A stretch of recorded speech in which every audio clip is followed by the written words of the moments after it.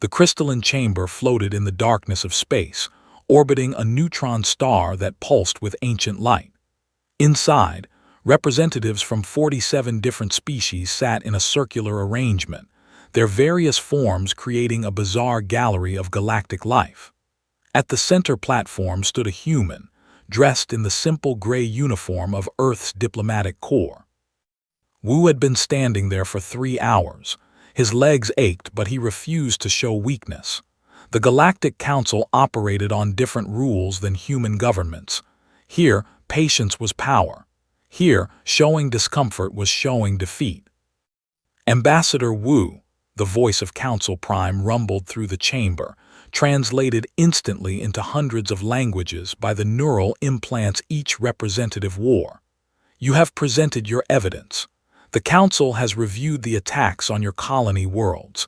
We understand your concern. Wu felt his jaw tighten. Concern.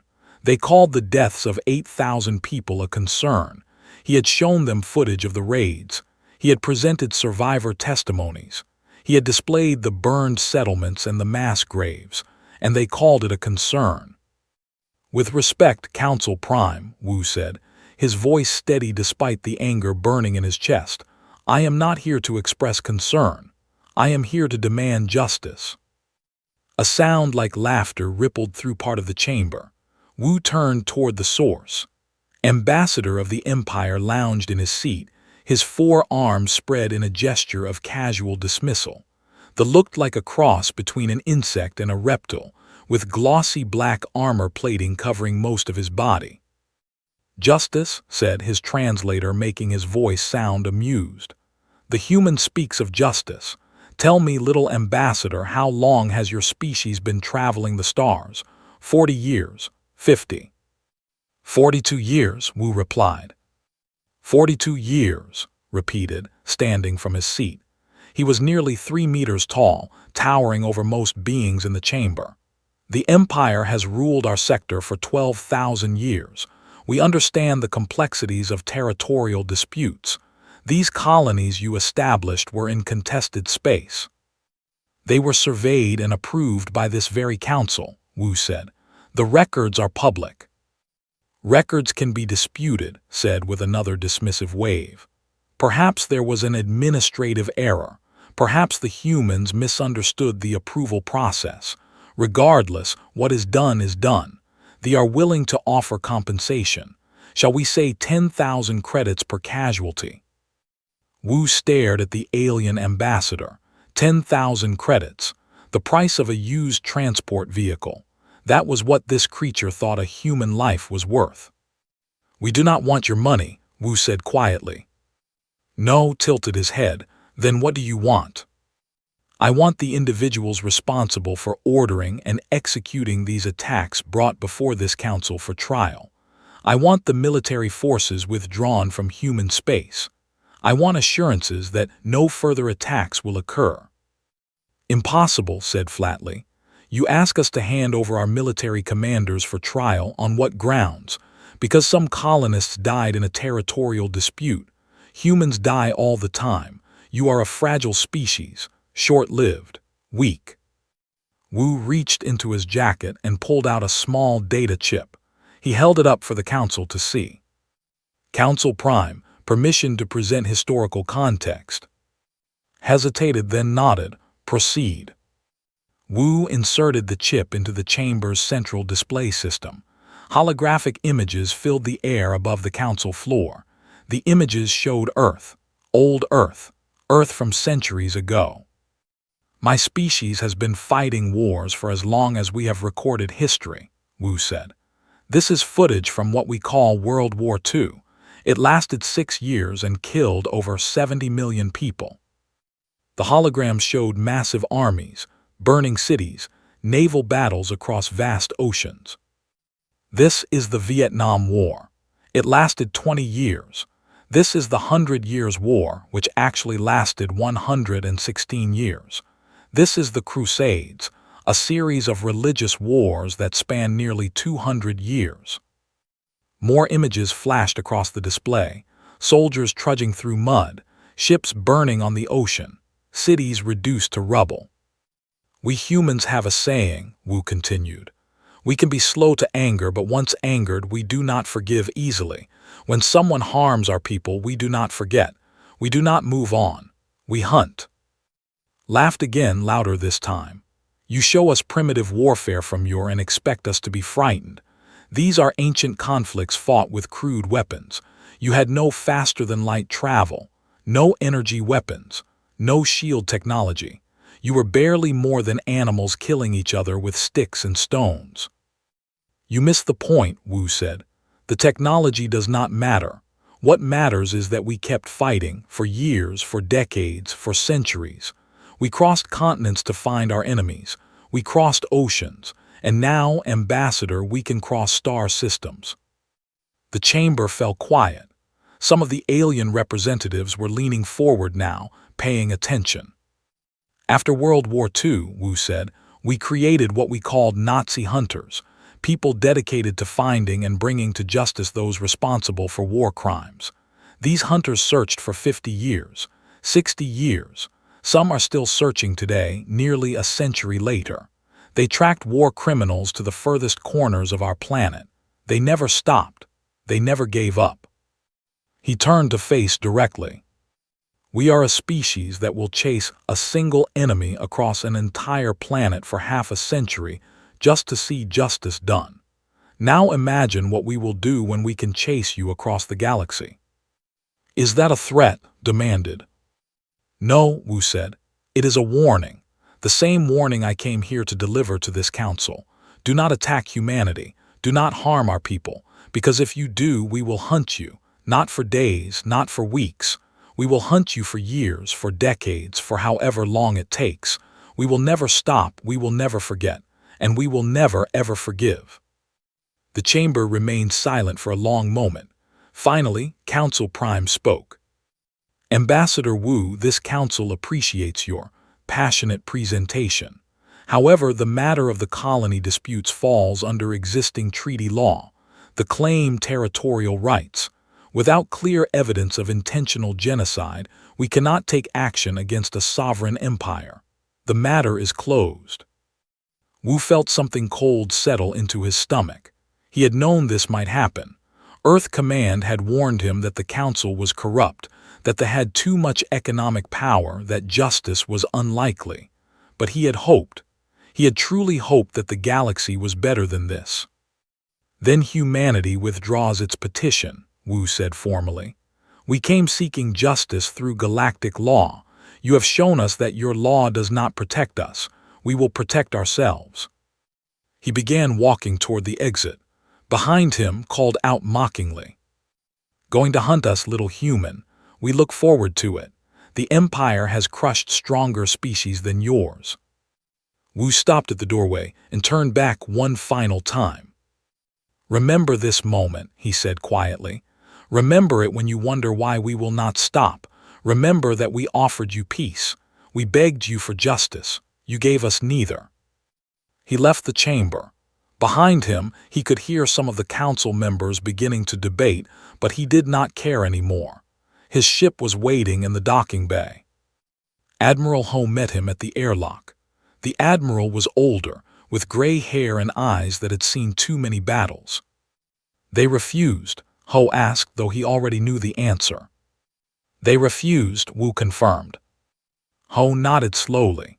He pulled out a sealed message cylinder and broke the encryption seal. Earth Command anticipated this possibility. Protocol Eternal Hunt is now active. We are authorized to respond as necessary. Wu looked out the viewport at the stars. Somewhere out there, the thought they had won. They thought humanity would file more complaints, write more petitions, beg more desperately for the council to act. They were wrong. The hunt was about to begin. The colony of New Harmony had been aptly named.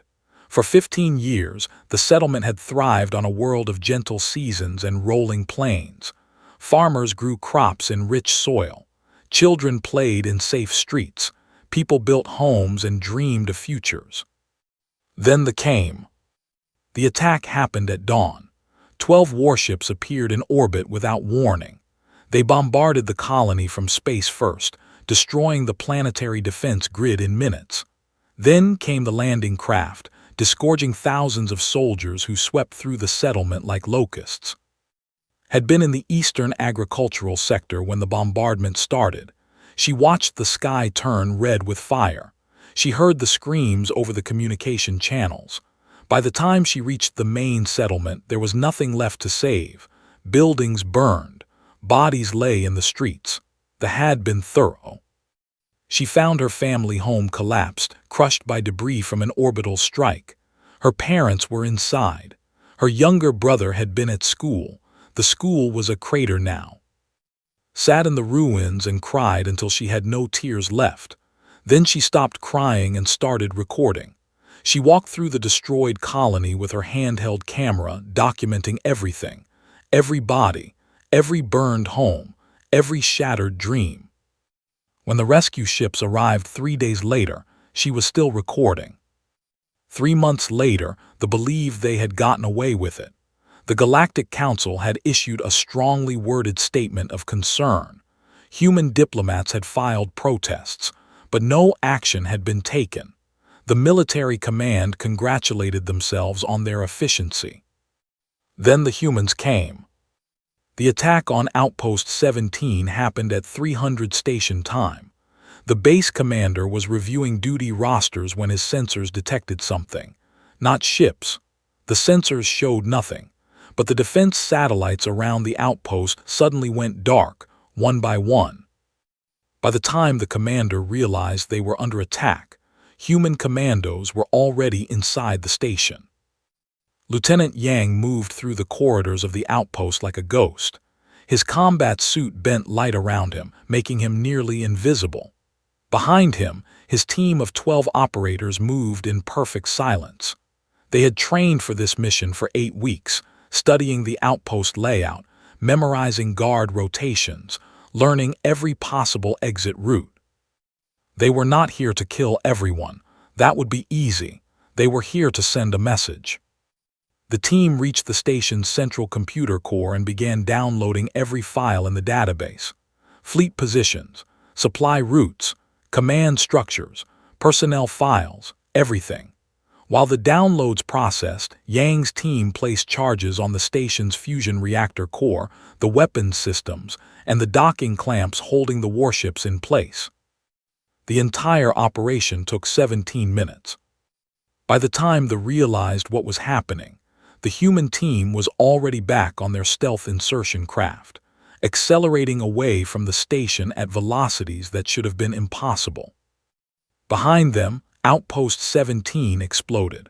The blast was carefully calculated, large enough to completely destroy the military installation, small enough that the nearby civilian space station was unharmed.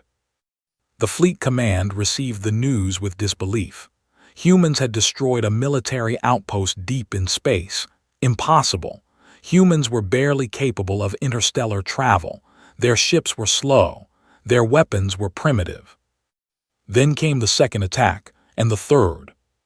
Within 48 hours of New Harmony's destruction, 3 separate military installations were hit simultaneously. Each attack was precise, surgical, devastating. The humans stole data, destroyed military assets, and vanished before reinforcements could arrive. Admiral Ho stood on the bridge of the human flagship Indomitable, watching the tactical display. Around him, his crew worked with quiet efficiency. No shouting, no panic, just focused, determined professionalism. Admiral, his tactical officer, reported, "We have confirmation. All 3 strikes were successful. 0 human casualties. Enemy data cores recovered intact." "Good," Ho said. "Begin analysis of the recovered files. I want to know the command structure. Who ordered the attack on New Harmony? Names, positions, locations." "Yes, sir." In another part of the fleet, Captain De commanded the stealth frigate Relentless. Her ship was one of humanity's designs, incorporating technologies that the galaxy had never seen before. Quantum stealth systems, AI-assisted targeting, engine modifications that allowed acceleration rates that would crush most organic species. Humans could survive higher G-forces than most aliens. It was a quirk of biology that nobody had paid attention to before. Now it was a weapon. This mission was specific. Find Warlord, track him, learn his patterns, and when the time came, be ready to strike. She had been hunting him for 2 weeks now, following his flagship across 5 different star systems. They had no idea she was there. The Relentless moved through space like a shark through dark water, silent and patient. "Captain," her sensor officer said, "the target is altering course, heading toward the home system." "Stay with him," Doe ordered. "Maintain distance. Do not let them detect us." "Understood." Back on Earth, in a secure facility deep beneath the surface, sat in a room surrounded by holographic displays. After the rescue from New Harmony, she had volunteered for the Intelligence Corps. They had accepted immediately. She had something many intelligence analysts lacked: personal motivation. Before her floated the images of 12 warlords. These were the military leaders who had ordered or executed attacks on human colonies. She had spent the last month compiling everything known about them: their histories, their families, their habits, their fears. She called it the List of 12. "This one," she said, highlighting Warlord, or commands the 7th Fleet. He was personally present during the New Harmony attack. Sensor logs confirm his flagship in orbit. Her supervisor, an older intelligence officer named Bong, nodded. "Good work. We will add him to the priority target list." "They are all priority targets," said quietly. "Yes," Bong agreed, "they are." The list of 12 was not kept secret. Human Command made a deliberate decision to broadcast it across all networks, both human and alien. Every person on the list received a message delivered directly to their personal communication systems. The message was simple: "You are responsible for crimes against humanity. Justice is coming." The Empire responded with outrage. They issued statements calling humanity terrorists. They demanded the Galactic Council intervene. They threatened economic sanctions. The Council scheduled hearings, diplomats gave speeches, reports were filed. Nothing happened. Meanwhile, the human ships kept moving. The attacks continued. Each strike was carefully planned. Each target was. The humans did not attack civilians. They did not bombard cities. They struck military targets with precision that seemed almost supernatural. What they did not understand was that humans had been practicing this kind of warfare for centuries. On Earth, they called it asymmetric warfare. Guerrilla tactics, hit and run. The strong could not defeat you if they could not catch you. Warlord sat in his command center, staring at reports of the latest attacks. 7 outposts destroyed, 15 warships disabled, thousands of soldiers dead, and the humans showed no signs of stopping. "We need to negotiate," one of his advisors said. "Negotiate," snarled. "With humans, they are insects, we will crush them." "They have destroyed half our forward operating bases in 3 months, the advisor said carefully. "Perhaps we should reconsider our position." "No," said firmly. "Deploy the 5th Fleet, find their bases, destroy their colonies, show them what real power looks like." The advisor said nothing more, but privately he began to wonder if the warlord understood what they were facing. On the Indomitable, Admiral Ho received the intelligence reports about fleet deployment. He studied the tactical projections, then smiled coldly. "They still think this is a conventional war," he said to his staff. "They think they can frighten us by threatening our colonies." "Sir," his executive officer asked. "Let them come," Ho said. "We have already evacuated the civilians from any colony within their range. They will find empty settlements and automated defenses. Meanwhile, we continue hunting the 12.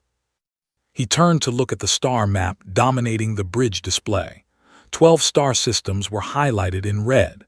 Each one contained a warlord from the list. "One by one," Ho said quietly. "We have all the time in the universe. They will learn what it means to make humanity angry.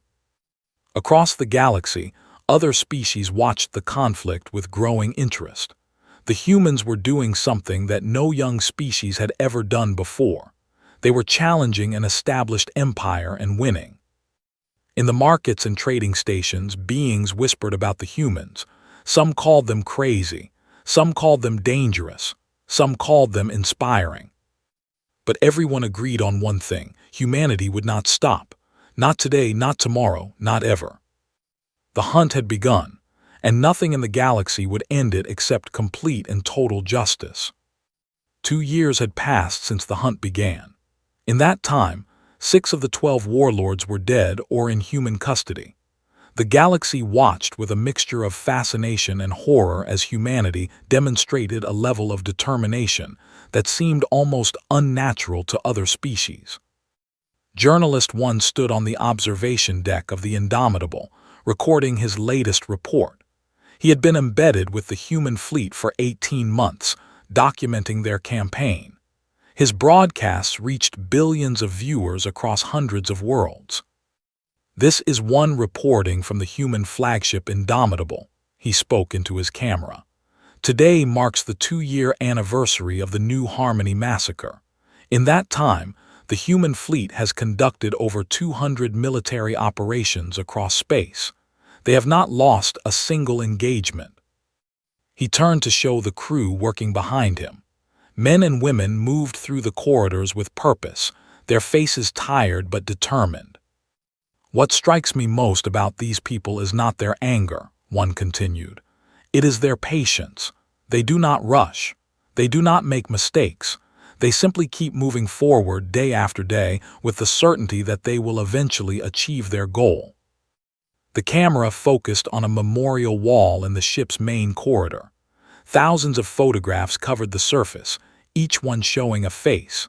Victims from New Harmony. As one filmed, a young crew member stopped and gently touched one of the photos before continuing to her duty station. "They have not forgotten," one said quietly. "They will never forget." His reports were watched across the galaxy. On some worlds, people cheered for the humans. On others, they worried about what this relentless species might do if they ever turned their attention elsewhere. But everyone watched.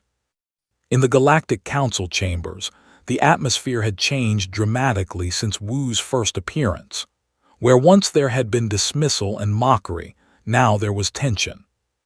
Council member, a being who looked like a cross between a tree and a bird, stood to address the assembly. "We can no longer ignore what is happening," said. "The humans have demonstrated military capabilities far beyond what we anticipated. More concerning is their psychological profile. They do not tire. They do not compromise. They simply continue." "They are terrorists," Ambassador said, though his voice lacked its former confidence. "They attack without declaration of war. They refuse negotiation." "They asked us for help," reminded him. "We refused. They warned us what would happen. We did not listen." "Are you defending them?" another council member demanded. "I am stating facts," replied. "I have reviewed the historical records the humans provided. Their species has conducted pursuit operations lasting decades over distances of thousands of kilometers on there. Now they can cross light years in days. What did we think would happen?" The council erupted in debate. Some wanted to intervene on behalf of others wanted to stay neutral. A few quietly suggested that perhaps they deserved what was happening to them. Council Prime listened to the arguments, his ancient eyes troubled. He had lived for over 2,000 years and had seen many species rise and fall, but he had never seen anything quite like humanity. Meanwhile, in space, the Empire was fracturing. 3 warlords had attempted to surrender to human forces, seeking clemency in exchange for testimony against the others. The human response had been immediate and clear: unconditional surrender, full cooperation with war crimes investigations, and agreement to face trial. No deals, no immunity, complete accountability. One of those warlords, or had refused the terms and tried to flee to neutral space instead. He thought he could disappear in the vast galaxy, hide among the billions of beings on thousands of worlds. Commander Min had other ideas. Min led a special operations unit called Ghost Protocol. Their specialty was tracking and capturing high-value targets in hostile territory. They had been following or for 4 months, across 8 different star systems. Target is entering station, her tactical officer reported. Civilian station, population 20,000, multiple species, neutral territory. Maintain surveillance, Min ordered. Do not engage until we have confirmed location and minimal civilian risk. Understood. Station was a trading hub at the intersection of several major shipping lanes. It was also technically neutral ground under galactic law. They believed this would protect, or they were wrong. Min's team observed the warlord for 3 days, learning his patterns. He stayed in a luxury suite in the station's core. He had 12 bodyguards. He met with various individuals, likely trying to arrange transport to a more secure location. On the 4th day, Min's team moved. The operation took 6 minutes. The team entered through maintenance tunnels, neutralized the bodyguards with non-lethal weapons, breached the suite, and extracted or while he was having breakfast. By the time station security responded to the alarms, the human team was already at their docked ship, accelerating away. The station authorities filed a formal protest with the Galactic Council about the violation of neutral territory. The human response was diplomatic but firm. War criminals do not receive sanctuary. If the Council wanted to enforce neutral territory laws, they should have enforced laws against genocide first. The protest went nowhere. Back on Earth, continued her work on the intelligence desk. Her list of 12 was now down to 6 names. She tracked each remaining target with obsessive detail. Warlord has moved his headquarters again, she reported to Admiral Ho during their daily briefing. 4th time this year, he is becoming paranoid. Good, Ho said. Paranoid leaders make mistakes. Captain Du reports she is still tracking his flagship. She has maintained surveillance for over 18 months without detection. Ho nodded approvingly. Then her crew on the Relentless had become legendary within the fleet. They had followed through dozens of systems, watching, waiting, gathering intelligence. The warlord had no idea he was being hunted so closely. Tell Did to continue her mission, Ho said. When we take him last. I want him to watch every other warlord on the list fall first. I want him to understand that there is no escape. Allowed herself a small smile. Yes, Admiral. In the public spaces of the galaxy, opinions about humanity were deeply divided. One's reports had made the conflict impossible to ignore. On industrial worlds where workers toiled under oppressive regimes, people watched the human broadcasts with hope. Here was a species that refused to accept injustice, that fought back against those with greater power. On peaceful worlds that valued stability above all else, people watched with fear. The humans seemed almost obsessive in their pursuit. What if they decided some other species had wronged them? Would they hunt them too, across the galaxy forever? The debate raged in bars, in government chambers, in family homes across thousands of worlds. One of one's reports became particularly famous. He had interviewed a human crew member named So, a young woman who operated combat drones from the Indomitable's control center. Why do you do this? One had asked her. You were not at New Harmony. You did not lose family there. Why dedicate years of your life to this hunt? So had looked at him with eyes that seemed older than her face. My parents were on New Harmony, she said quietly. They died in the first bombardment. I was away at university on Earth. I got the news 3 days later. I am sorry, one said. Everyone is sorry, So said. The council was sorry. They offered us money and said they were sorry. Sorry does not bring back the dead. Sorry does not stop it from happening again. So you seek revenge? No, so corrected him. We seek justice.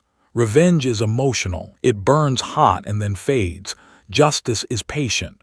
Justice can wait as long as necessary. That clip was broadcast across the galaxy. It perfectly captured what made humanity different. Ambassador Wu, now leading humanity's Information Warfare Division, used these broadcasts strategically. He wanted the galaxy to understand that humans were not mindless killers. They were people with families, with feelings, with a strong sense of right and wrong. But he also wanted everyone to understand that humanity could not be deterred. In one of his official statements to the Council, Wu said something that became widely quoted. Some say we are obsessed. Some say we cannot let go. They are right. We cannot let go. We will not let go. Because the moment we accept that mass murder can go unpunished, we become complicit in it. Every species is watching this. Every aggressor is learning whether crimes against peaceful people have consequences. We intend to teach that lesson very clearly. Warlord watched these broadcasts from his fortress on Prime, the of his empire, the most heavily defended planet in space. He had retreated here after the fall of the sixth warlord, hoping the massive defensive fleets would protect him. But as he watched the human broadcasts, as he saw his former allies captured or killed one by one, he began to truly understand what his aide had tried to tell him years ago. This was not a normal war. Wars ended when one side won or when both sides agreed to stop. This would not end until every person responsible for New Harmony faced justice, not because the humans were particularly warlike or cruel, but because they were human. And humans, he was learning, simply did not know how to give up. On the Relentless, Captain Da watched fortress through her sensors. She had been here before. She had watched him retreat into this stronghold. She had every defense satellite, every warship, every weapon emplacement. She knew the humans would come for him eventually, and when they did, she would be ready to guide them in. 4 years after the hunt began, the human fleet arrived at the edge of the home system. Hundreds of ships hung in the darkness of space, their presence a silent promise of what was to come. Admiral Ho stood on the bridge of the Indomitable, looking at the tactical display. That was protected by the largest concentration of military force in their empire, 3 orbital defense stations, 200 warships, thousands of automated defense platforms, ground-based planetary shields that could withstand sustained bombardment. Assessment, Ho asked his tactical officer. We could break through, the officer replied, but casualties would be significant. Estimated 30 to 40% fleet losses. Plus, the planetary shields would make precision strikes impossible. Civilian casualties would be unavoidable. Unacceptable, Ho said immediately. We are not here to massacre civilians. We are here for one individual. Then what are your orders, sir? Ho smiled slightly. We wait. The fleet did not attack. They simply took up positions around the system and waited. Human ships maintained their blockade, allowing civilian traffic to pass but stopping all military vessels. No supplies reached the military. No reinforcements could arrive.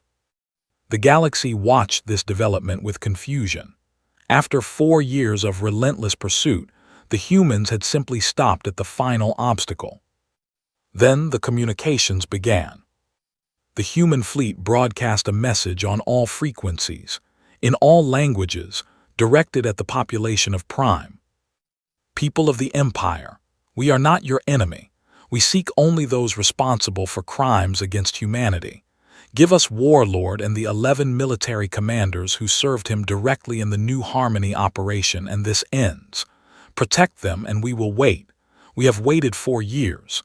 We can wait 40 more. The message repeated constantly, hour after hour, day after day. Inside's fortress, panic was setting in among his staff. They are trying to turn the population against you, his chief advisor said. The population is loyal, insisted. The population is tired, the advisor corrected. 4 years of war have destroyed our economy. Trade has collapsed.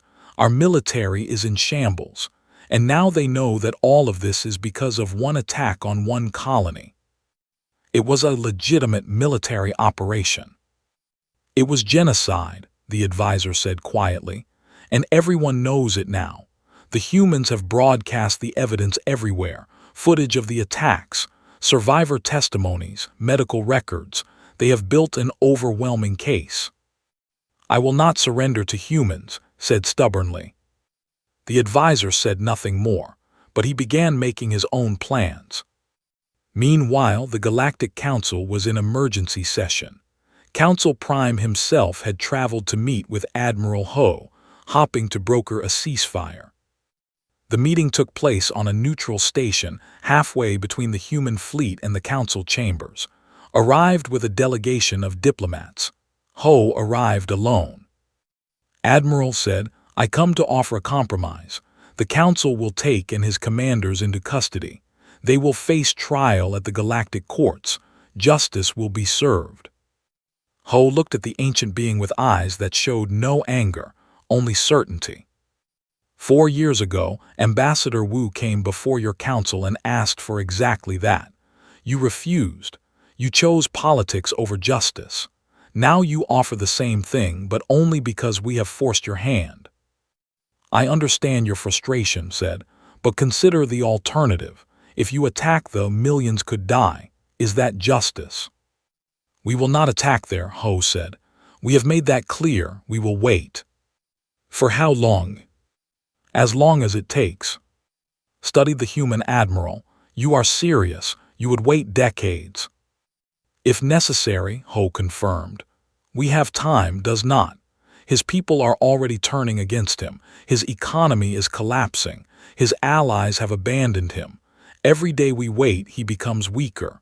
Eventually, his own people will give him to us. This is unprecedented, said.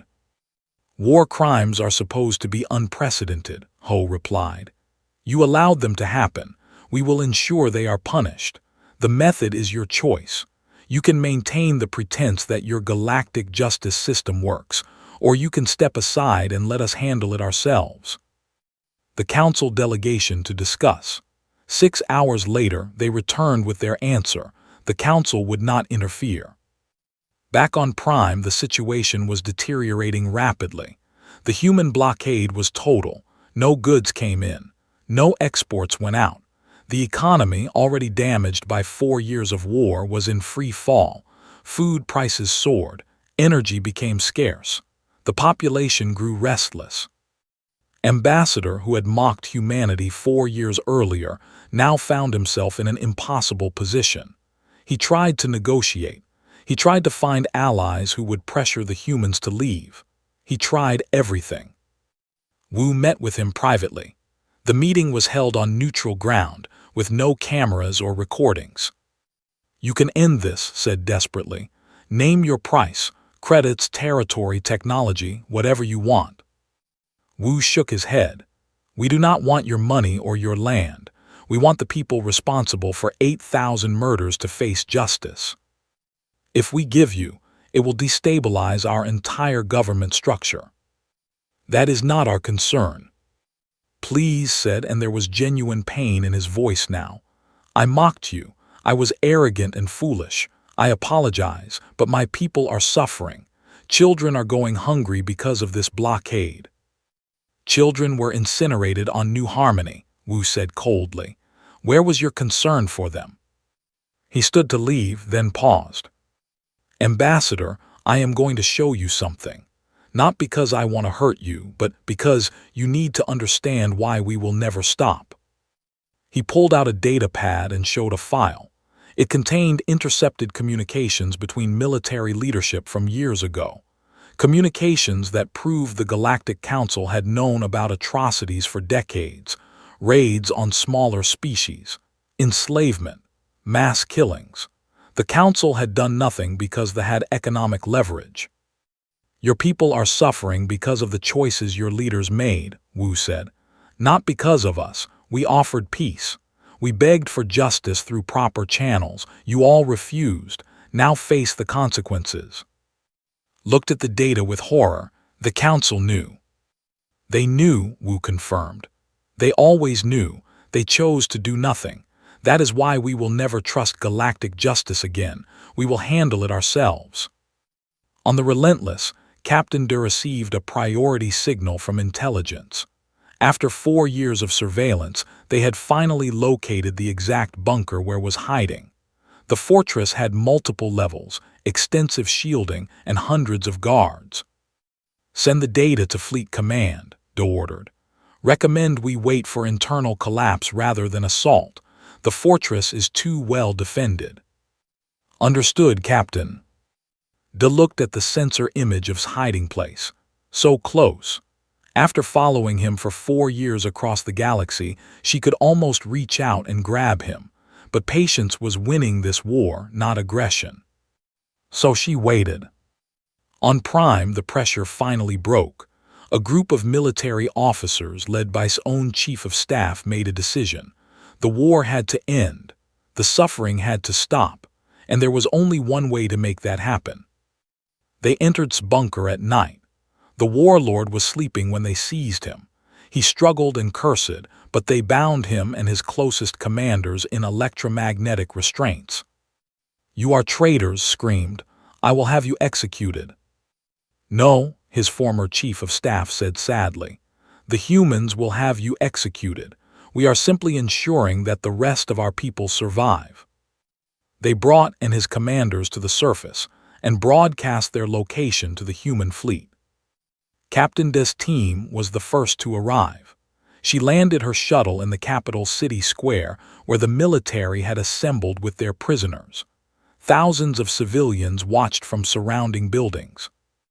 De stepped out of her shuttle, wearing the dress uniform of the human fleet. She walked slowly toward who was held between 2 guards. So was with her, the young woman who had lost her parents at New Harmony. She had requested to be present for this moment and De had approved. Looked at the 2 human women and laughed bitterly. 4 years. You chased me across the galaxy for 4 years. For what? So you can have your revenge. Not revenge, So said quietly. She pulled out a data pad and showed it to him. On the screen was a list of 8,000 names, the dead from New Harmony. Justice. You thought we would forget them. You thought we would move on. You don't understand humans at all. We remember everything. Deactivated the restraints she carried, designed to hold high-value prisoners. Warlord, you are under arrest for war crimes, genocide, and crimes against sentient beings. You will be transported to Earth to face trial. I demand to be tried by the Galactic Council, protested. You gave up that right when you murdered 8,000 civilians, De said. We asked the Council for justice. They refused. Now you face ours. The transfer took 30 minutes, and his commanders were loaded onto human transport ships. The military watched silently. No one tried to interfere. As the ships lifted off, carrying the prisoners toward the waiting fleet, the human blockade began to lift. Supply ships were allowed through. Trade routes reopened. Life would return to normal for the people. But everyone across the galaxy had learned something. Humanity keeps its promises. 1 year had passed since capture. The trials were complete. Every warlord, every commander, every officer who had participated in the New Harmony massacre had faced justice in human courts. The proceedings had been broadcast across the galaxy, translated into hundreds of languages so that everyone could watch. The verdicts surprised many species. Humanity did not execute the prisoners. Instead, they were sentenced to life imprisonment with labor. Their punishment was to spend the rest of their lives helping rebuild what they had destroyed, working alongside human colonists to restore New Harmony. Some aliens called this merciful. Others called it cruel, forcing the killers to face their victims' descendants every day. Humans simply called it justice. Ambassador Wu stood once again in the Galactic Council chambers, but this time the atmosphere was completely different. When he spoke, beings listened. Members of the council, Wu began, 5 years ago I stood in this chamber and asked for your help. I showed you evidence of genocide. I pleaded with you to enforce your own laws. You refused. The chamber remained silent. No one interrupted. In the years since, humanity has pursued justice on its own. We have demonstrated that we are capable of doing so. We have also demonstrated restraint. We did not commit genocide in return. We did not bombard civilian populations. We targeted only those responsible for crimes, and we brought them to fair trial. He paused, looking around the chamber. But this cannot be the standard.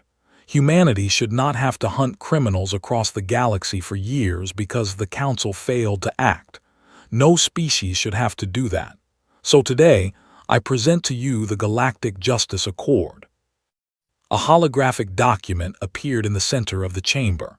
Wu began explaining its terms. The accord would create an independent justice system with real enforcement power. No more committees that issued statements of concern. No more allowing economic leverage to override moral obligation. Actual consequences for actual crimes. This is too much power to give to any one body, one council member objected. Then what do you suggest? Wu asked. Continue as before. Allow powerful empires to commit atrocities with impunity. Wait for another species to spend years hunting criminals because you refuse to. The debate lasted for weeks.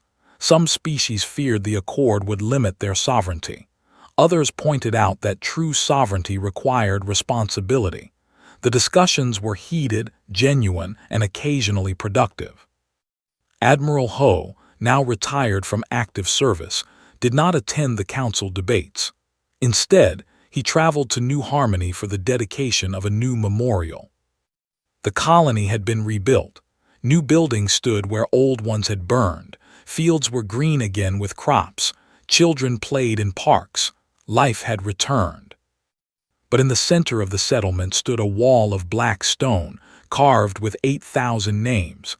The victims, those who would never see the rebuilt colony, stood before the wall, running her fingers over her family's names. She had spent 5 years working in intelligence, tracking the people responsible for these deaths. Now that work was done. She felt empty and full at the same time. Ho approached her quietly. How do you feel? He asked. I do not know, admitted. We got justice. All 12 warlords are in custody. The people directly responsible are imprisoned, but my family is still dead. Justice does not bring back the dead, Ho said gently. It never has. Justice is for the living. It is how we say that some things cannot be allowed to stand, that some crimes must have consequences. Was it worth it? Asked. 5 years, all those resources, all that effort. Ho considered the question carefully. He looked at the memorial wall, at all those names carved in stone.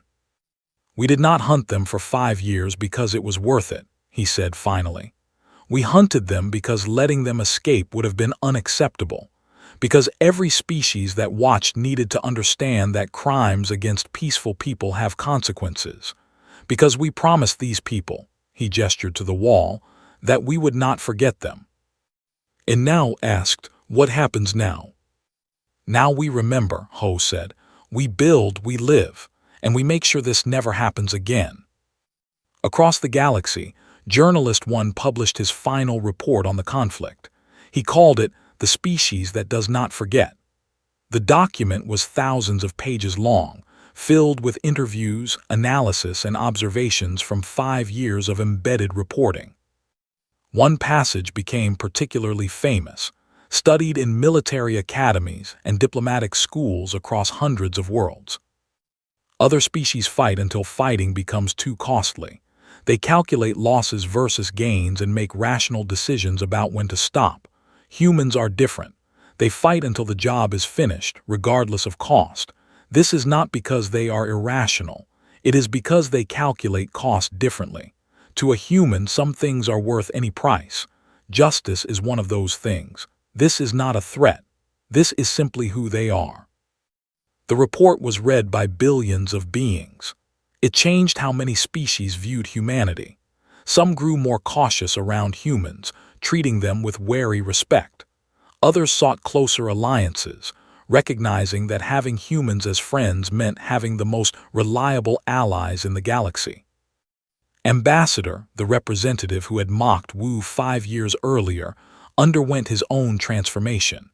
He had lost his arrogance, replaced by a humility born of hard lessons. He requested a private meeting with Wu in a neutral location. They met in a small garden on a diplomatic station, surrounded by flowering plants from a dozen worlds. "I wanted to apologize," said, "properly, not as a diplomatic gesture but as one being to another. I was wrong about your species. I was wrong about many things." "Apology accepted," Wu said. "I have been studying your history," continued, "reading about your wars, your conflicts, your long pursuit of justice. I finally understand what you tried to tell us. Your warning was not a threat. It was a statement of fact." "Yes," Wu said. "I have become an advocate for your justice accord," said. "Many council members listen to me now in a way they did not before. Perhaps we can create something better together." "Perhaps," Wu agreed. "But understand, Ambassador, humanity will never again trust galactic justice to protect us. We will always keep the capability to protect ourselves." "I would not expect otherwise," said. "Trust must be earned." The two beings sat in silence for a while, watching alien birds fly among the flowers. The Galactic Justice Accord took months to finalize, but eventually a modified version passed the council vote. It was not perfect. There were compromises, exceptions, and loopholes that would need to be addressed over time, but it was a start. More importantly, it represented a fundamental shift in galactic politics. The age of allowing the powerful to victimize the weak with impunity was ending. Not because everyone suddenly became moral, but because everyone had seen what happened when a species decided to enforce justice on its own. On Earth, at the Space Academy, where humanity trained its officers and diplomats, a new memorial was dedicated. It stood in the main courtyard where every student passed daily. Young Cadet Bora stood before the memorial on her first day of classes. The monument was simple, a stone pillar with the names of those lost at New Harmony carved on one side. On the other side was a single sentence: "We remember, we honor, we protect." Her instructor, Commander Sung-ho, who had served on the Relentless during the hunt, gathered the new students around the memorial. "This monument is not here to celebrate war," he told them. "War is terrible. War is wasteful. War causes suffering. But this memorial reminds us why we must be willing to go to the ends of the universe if necessary." He looked at each young face. "Some species are stronger than us. Some have better technology. Some have larger empires. But humanity has something that cannot be measured in ships or weapons. We never abandon our own. We never forget those who harm us. And we never ever stop until justice is done." "Is that why other species fear us?" Bora asked. "Some do," Sung-ho admitted. "But the wise ones respect us. The difference is important. Fear comes from not understanding. Respect comes from understanding completely." Later that evening, on a distant station at the edge of known space, a new species made first contact with galactic civilization. They were called a peaceful trading people who had just developed faster-than-light travel. The council representative assigned to guide them through the complexities of galactic politics provided them with a standard orientation package: information about trade laws, cultural protocols, technological exchange agreements. Near the end was a brief section titled "Special Advisory Regarding Humanity." The ambassador read it with interest. "Humans are peaceful, curious, and enthusiastic about cooperation. They make excellent trading partners and reliable allies. They value honesty, fairness, and mutual respect. However, if you harm their people, you must understand certain facts. There is no distance they will not cross. There is no time they will not spend. There is no effort they will not make to achieve justice. This is not a threat. This is their nature. The Empire tested this nature, learned from their example. What happened to the ambassador asked. The council representative pulled up historical files showing footage of his trial, images of the memorial at New Harmony, and documentation of the 5-year hunt. They learned, the representative said simply. Some lessons are learned easily, others require harder teaching, do not require the hard lessons. The ambassador studied the files for a long time, then asked, "Are humans dangerous?" "Only to their enemies," the representative replied. "Be their friend and you will find no more loyal allies in the galaxy. Be their enemy and you will learn why predators evolved into persistent hunters on Earth. They do not give up. They do not forget. They simply keep coming until justice is done." "I understand," the ambassador said. "Good," the representative said. "Welcome to galactic civilization. May your dealings with humanity be peaceful and prosperous." Far across the galaxy on the rebuilt colony of New Harmony, the day ended peacefully. The sun set over the fields, families gathered for dinner, children laughed, life continued. At the memorial wall, someone had placed fresh flowers beside the names. It happened every day. Sometimes it was survivors-like. Sometimes it was new colonists who had never met the victims but wanted to honor them. Sometimes it was visitors from other worlds, paying respects to those who had changed the galaxy simply by being remembered. The flowers were a promise, a reminder, a warning. Humanity remembers, always.